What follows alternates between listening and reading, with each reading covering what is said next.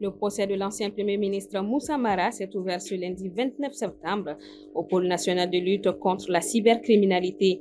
Une audience très suivie, marquée par des décisions clés et une réquisition de 24 mois de prison ferme du parquet.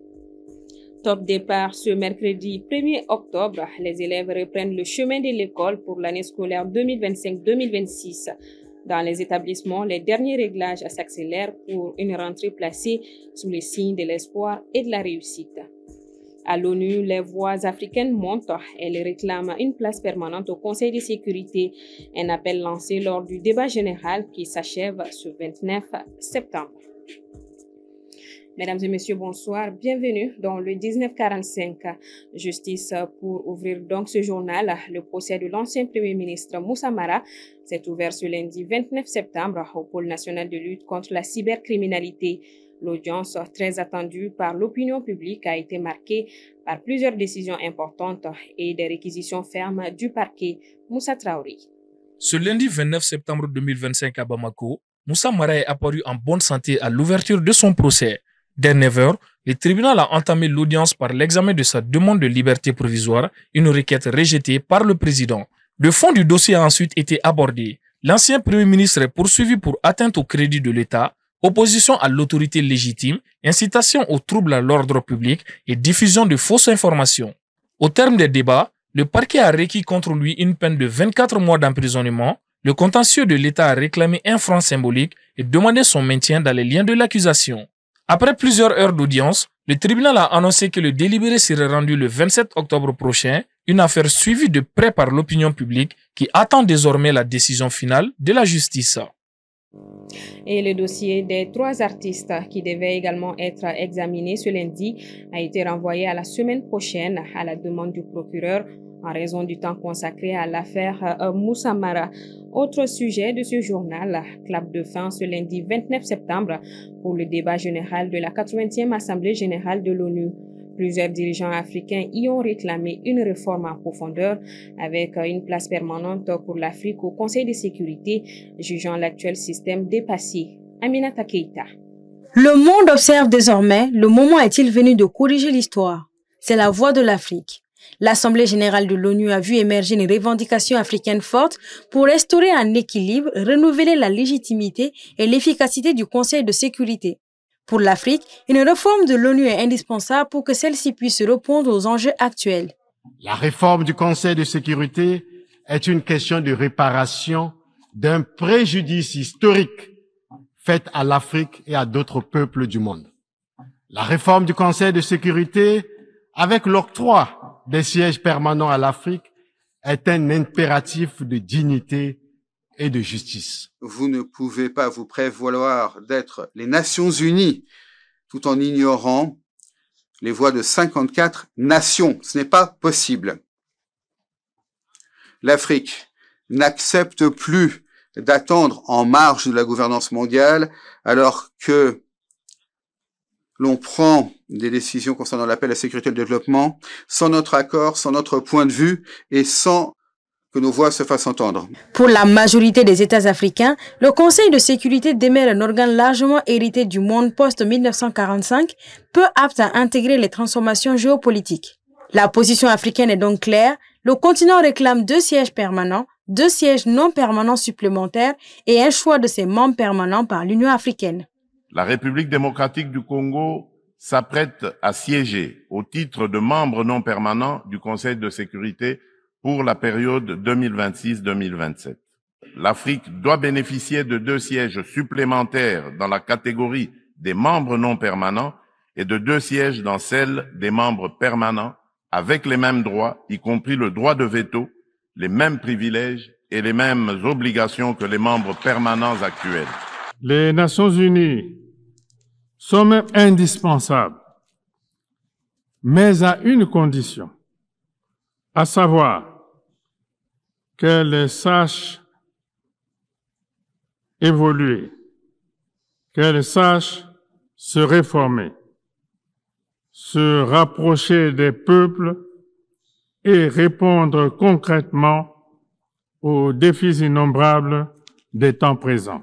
À ce jour, l'Afrique demeure le seul continent à ne pas avoir de siège permanent au sein du Conseil de sécurité de l'ONU. La question reste de savoir comment ces réformes pourront être mises en œuvre. Ce qui reste certain, c'est que la légitimité et l'efficacité du Conseil de sécurité sont de plus en plus questionnées entre un Conseil de sécurité perçu comme verrouillé et une Assemblée générale où les États du Sud réclament un ordre mondial plus juste. En bref, les forces armées maliennes poursuivent leur mission de protection du territoire. Dans la nuit du 27 au 28 septembre, une opération aérienne a été menée au sud-est de Kidal. 3 pick-up camouflés appartenant à des groupes hostiles ont été repérés et détruits. Certains véhicules transportaient des charges explosives. Selon le communiqué de l'état-major, cette action a permis de désorganiser la logistique ennemie dans la zone. Les FAMA réaffirment leur engagement à défendre l'intégrité du territoire et la sécurité des citoyens de jour comme de nuit. Je l'annonçais au sommaire, le mercredi 1er octobre 2025, après-demain donc, les écoliers du Mali reprendront le chemin des classes pour l'année scolaire 2025-2026. En attendant la cloche de la rentrée, les établissements s'activent.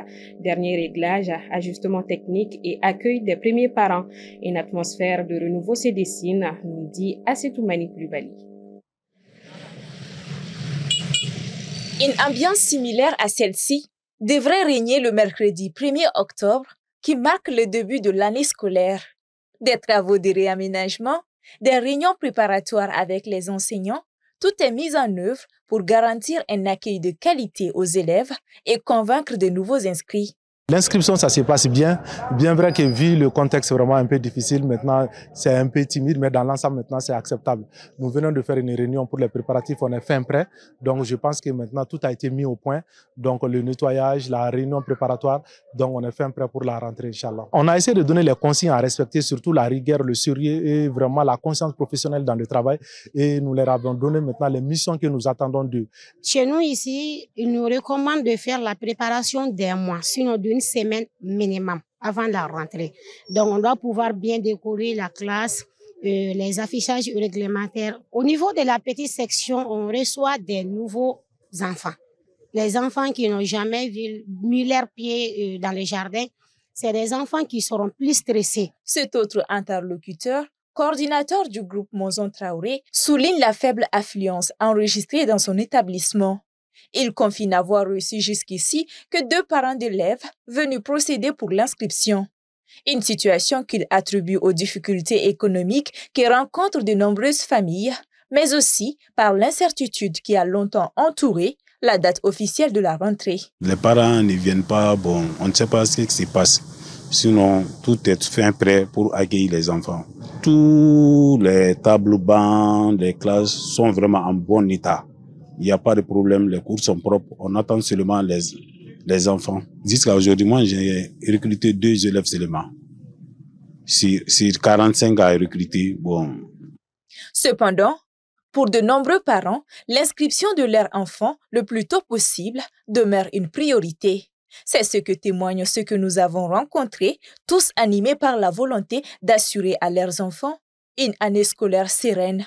Nana pour que vous se gabla réglika, ko be ka se ga nyene bo jona.